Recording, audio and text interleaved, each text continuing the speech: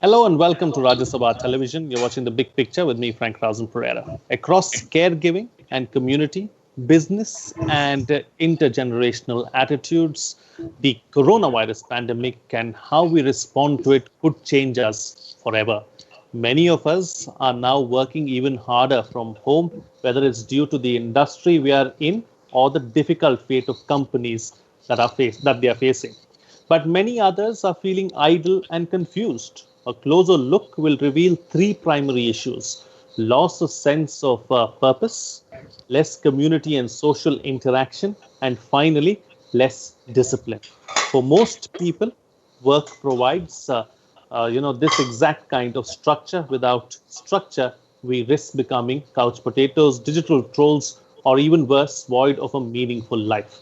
On this edition of The Big Picture, we will analyze the lifestyle changes caused by COVID-19 and how to deal with them.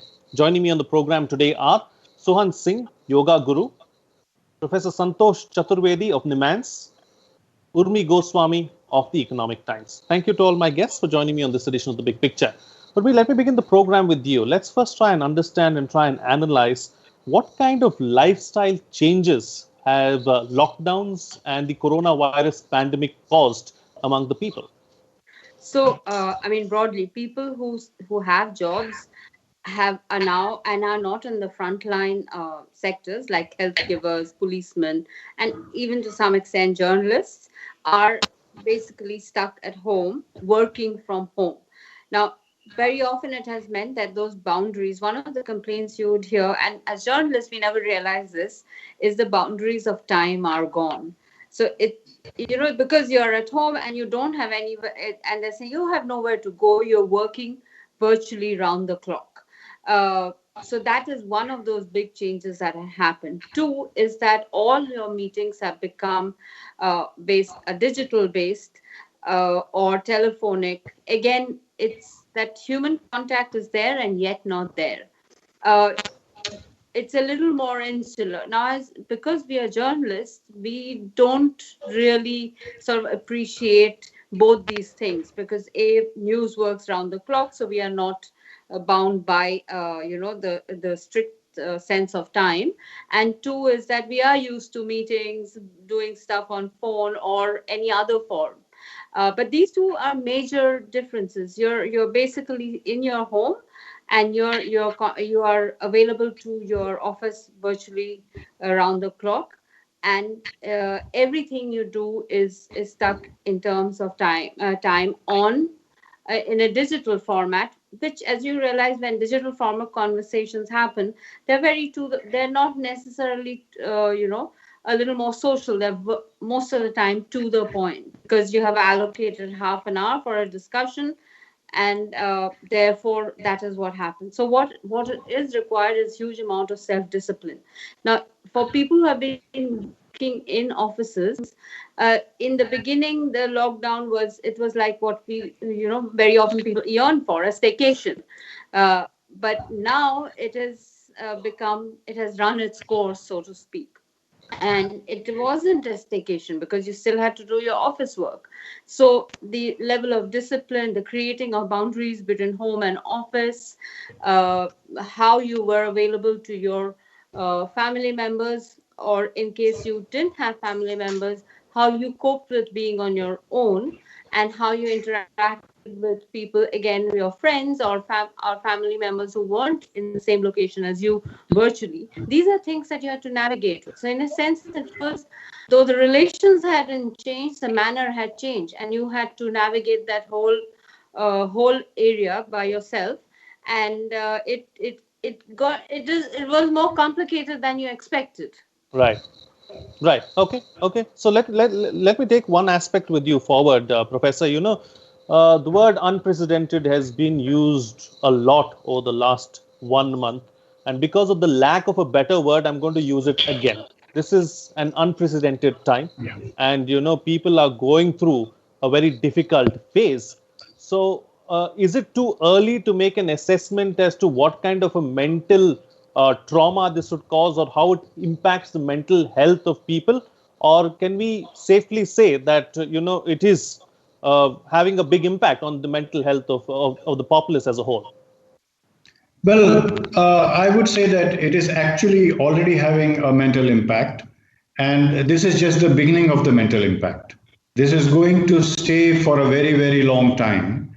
And not only the consequences of this, as you say, unprecedented event which has happened, and it has affected people's education, people's business, people's work life, people's domestic life. So, first of all, will be the impact of this, which is going to have a long-term impact, for people to recover from the studies which they have not been able to complete, or the business loss that they have had, or social contacts that they have lost out. So one part of the impact will be that, and the second part of the impact will be, now this unprecedented event is likely to happen many times in future.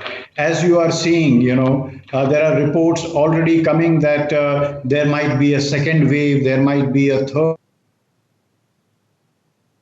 Okay. report who have had it once, they are not actually immune, they can have it again. And there are people who are asymptomatic but they are carriers, people who are positive but they don't have symptoms, people who have symptoms, they don't have the virus. So there is going to be a lot of fear and phobia which is going to also affect them, and this is probably the uncertainty which is going to have a big toll. And when I'm talking about, we are talking about people who are otherwise healthy. Okay. It has also had an impact on people who are not healthy, like they have what we call as comorbid disorders. So people who have hypertension, diabetes, arthritis, any other medical illness, cancer, and all of that got affected because of the lockdown, and they could not get their treatments which they were, or even people having mental illness. So they will now, there's a risk. Many of them might relapse. Many of them might have other complications. So they are the ones, who have not been able to come to hospital for the last month or two. And as we anticipate, it is not that the lockdown will be as sudden as it was put in. It's going to be very, very, very gradual. We are looking at the next 6 months or 9 months or a year when things will be normalized, if there is no second wave. If there is any other second or third wave, of course we will go back reverse. And the whole concept of when you say lifestyle, now home has become school, home has become workplace, and in all this we have lost home. There is no home left, so we have this other things which are going on. So our anticipation is, and we as mental health professionals are preparing ourselves in the long term, that this is going to be a challenge which we have to face over the next many weeks and many months. Okay, all right. So, since the professor has given us a rough idea as to how this is something that is going to be here for a time, for a long time to come, and we have to cope with it in the best way possible, Sohan Singh, I'd like to bring you into the picture here, and let's talk about how we can use probably yoga to try and ensure that we keep some kind of mental stability and try to overcome and try to be calm in this difficult phase. Me having experience of this lockdown here in China for 45 days, I went outside only 6 times. And staying this long in a lockdown, it takes a toll on keeping you mentally and physically fit. And somehow yoga is a perfect combination of everything which keep you extremely positive and keep you fit mentally and physically, because it does not require a space. As professor said, home become a school, home become a office, and home also become a gym. So you cannot find that much space for a gym, but you can have a 2 meter space where you can have your yoga mat or a carpet, and then you can do yoga.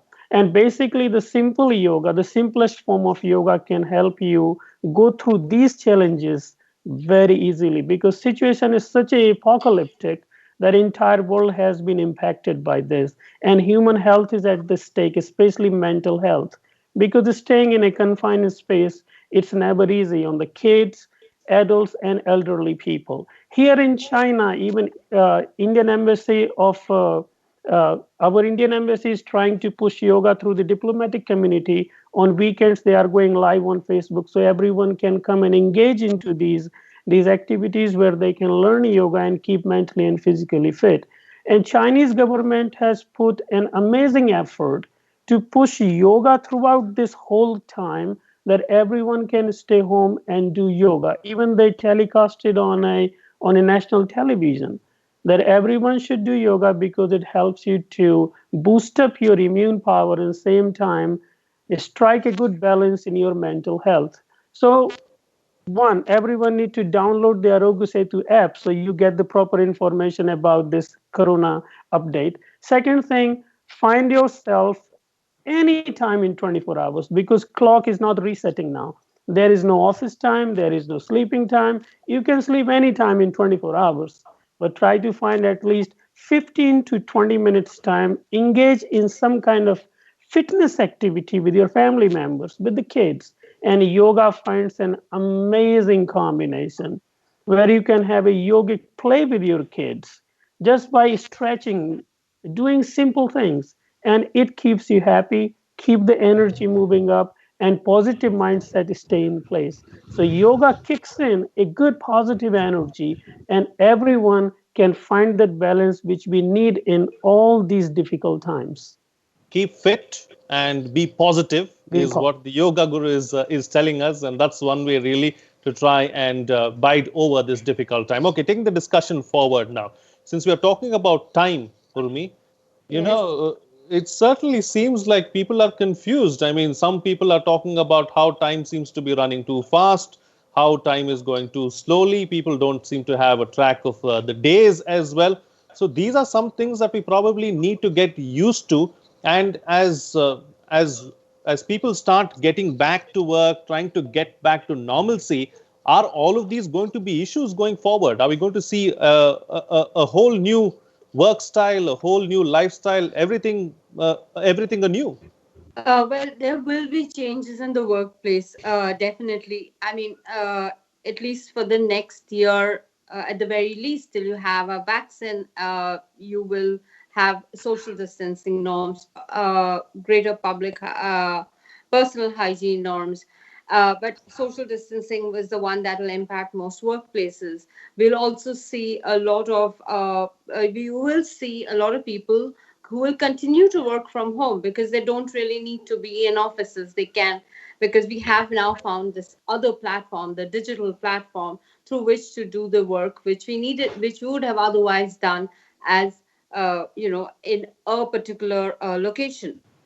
So yes, there are going to be changes going forward. If these 40 days that you had of a lockdown were, first sort of enjoying the fact, or accepting or not complaining about staying at home, and then slowly trying to figure out where you're going, because you must remember, whether for people who stayed at home and worked, which are basically white collar jobs by and large, they will, what was this in the beginning? It was about responding to a crisis situation. So when you responded to a crisis situation, whether you were a company or an NGO or some kind of an organization, you were reacting to a sudden change. So you worked extra hard and tried to put new systems in place. Then it was about using the systems that have been put in place.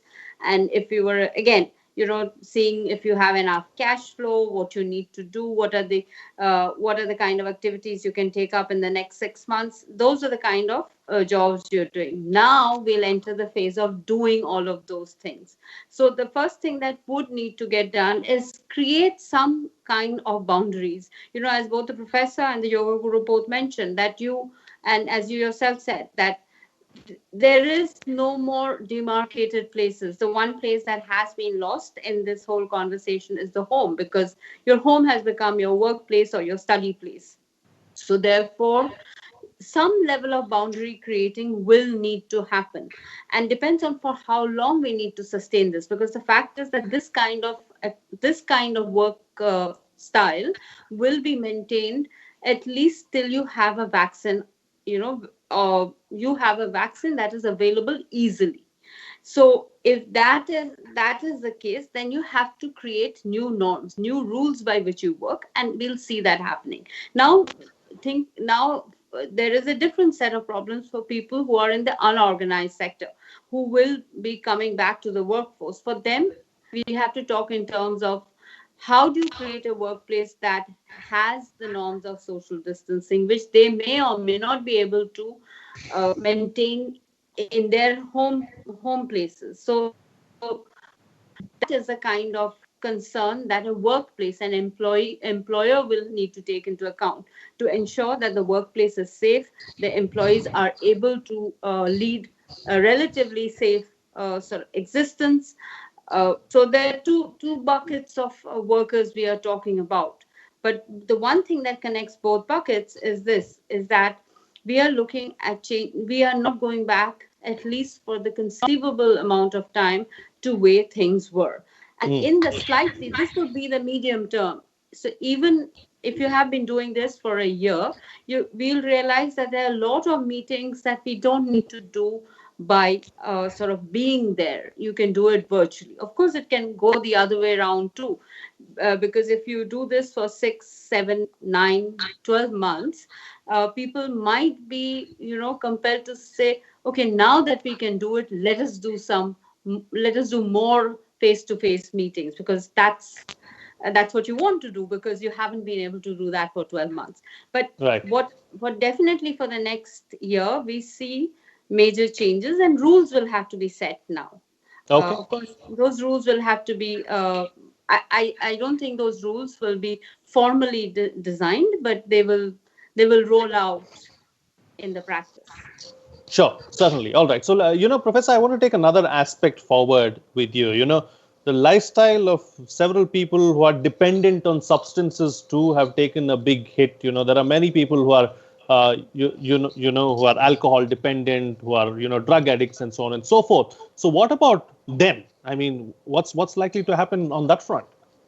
Well, they have been, what shall I say, a victim of circumstances, because it all happened very, very suddenly. And they went, what shall I say, what we call as cold turkey, So they had to suddenly stop whatever substances they were using. And in psychiatric centers and psychiatric nursing homes and psychiatrists, we have faced a lot of emergencies coming, because people went into withdrawal states. They had complications, and as you read in the newspapers, if people are if thieves are robbing in a shop, they are taking away the liquor bottles and not the money, so they understand their needs. And the same thing is happening for tobacco. Well, we look at it that it's we don't look at it as a bad habit. We look at it as a form of illness. It's a form of psychiatric disorder. It's a form of medical illness, and it needs to be treated like an illness. So when this happens, there is a section of people who think that all this is very good, because people who were dependent on alcohol will become abstinent, people will give up smoking. It doesn't work like that, because if there is a stress or a personality or something else which was causing it, that is still there. So actually they are having a lot more complications. And that is why, if you find, on one hand, there has been a pandemic of the COVID-19. Now we are seeing a pandemic of domestic violence. People are, people who are not getting their substances are becoming aggressive and violent at their home places. And because of the lockdown, people can't complain. There are no neighbors to come and save them. And it's very difficult to get, help from the law and order, because they are busy more, stopping people from going out, or, venturing out on their motorcycles or on feet or whatever. So domestic violence has come up. If people who have been abusing substances, they are going to have much more difficulty. A lot of underlying medical problems will aggravate, and they will have a big challenge. system to focus on people who have alcoholism or nicotine use or tobacco chewing or whatever it is. Now they have started. Now they have. In a way, it's a good movement. You're asking people not to spit, but you can't ask stop it overnight. You can put a lockdown overnight, but you can't ask people who have a habit. It will take time for it to go away. So they're going to have a lot of challenges like that. All right, all right. So Sohan, going forward, how do we ensure that people have a sense of purpose, and how do we ensure that a person has some kind of structure in his or her life? There is first thing I would like to point out, as Madam said, norms. So there is a definition of new normal now. In China, we are going towards the normalcy, but this normalcy has a different understanding. For example, everyone has to go outside wearing a mask, and whoever you are interacting with, they are also wearing masks. So you have to get used to seeing people covering their faces. And another way of when you interact with someone, not necessarily that you are able to understand the expression on their faces. And when someone sneezes outside, it creates a panic. The other day I was on outside, and there is one guy, he sneezed, and suddenly people kind of stay back, like, oh my goodness, what happened? So these are the new norms, new understanding, new policies of the everyday life. So somehow we, as an Indian society, we are a huge population, huge diversity as far as economics is concerned, religion is concerned, our living standard is concerned. So we have to prepare ourselves that we are going to face a new normalcy, new definition. And in this environment, we have to stay positive.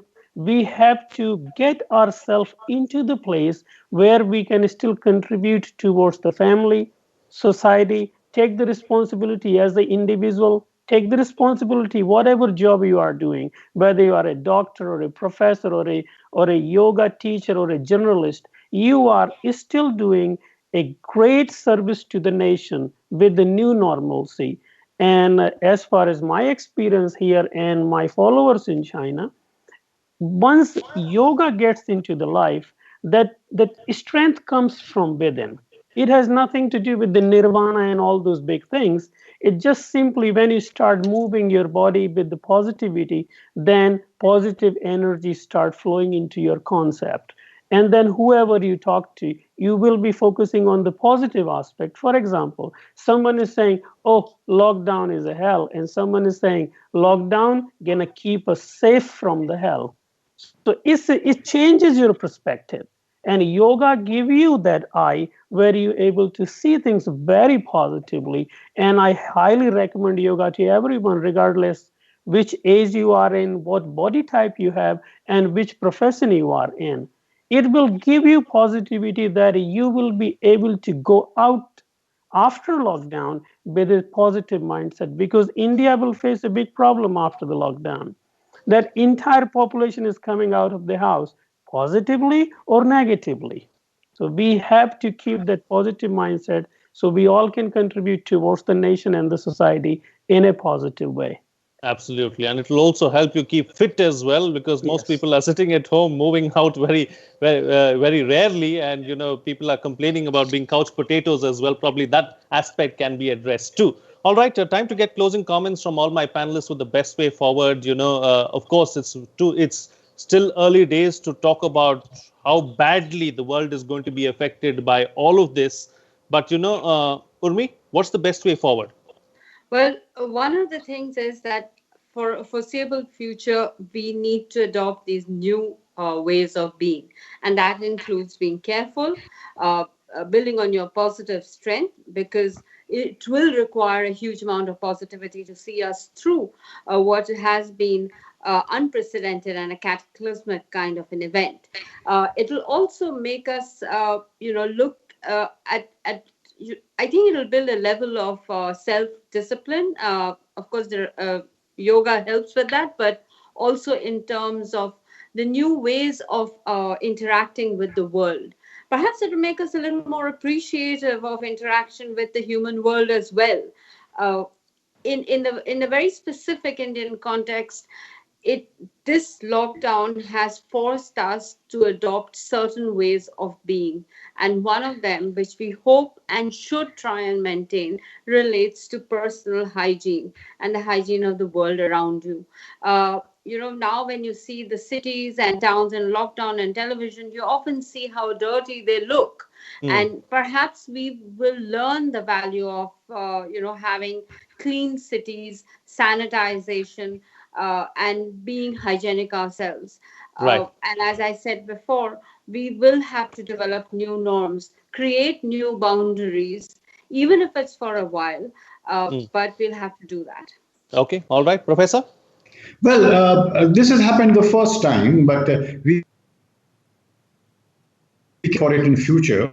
I think I will take it forward from what Urmi has just mentioned, that we need to have a discipline. So we should have the same discipline of work when we are working from home. So you should start work at 9 or 10, whenever you would have started work. You have your lunch hour, you have your coffee breaks, and you close at 5 or 6, whatever time. Same way for school. You have your same classes, you have the interval, you have the time to play and various things. So the format has to be same. What is happening now is that to begin with, when this whole thing started and we had the first days of lockdown, and everybody was very happy, saying, well, not only it's a vacation, we can spend quality time with people and all. But the thing about quality time is quality time only when it is short.